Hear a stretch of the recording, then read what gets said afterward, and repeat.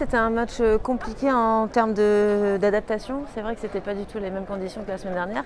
Le gazon est très différent ici qu'en Allemagne. Et, au début du match, j'étais un petit peu perdue. J'avais pas trop de repères, mais bon, j'ai réussi à rester bien concentrée. Finalement, j'ai serré le jeu quand il le fallait. Et je suis très contente de m'en être sortie en 2-7 parce que c'est vrai que la fatigue commençait à se faire sentir à la fin du deuxième. Donc c'est une bonne chose d'être passée en 2-7.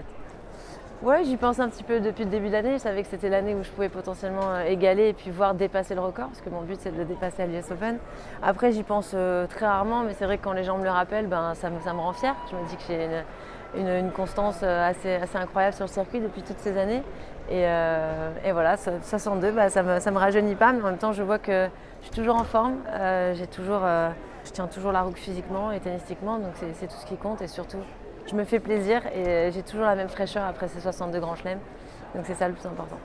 Ouais, je la connais parce qu'on s'est entraîné ensemble quelques fois. C'est une joueuse dangereuse qui joue très bien, surtout sur terre battue, qui a eu des bons résultats récemment. Après, je pense que demain, je vais me pencher un petit peu sur la stratégie, sur la tactique du match. Mais pour l'instant, j'ai aussi envie de profiter de ma victoire du jour. Et puis après, il faudra que je me concentre aussi sur moi, sur ce que j'ai à faire.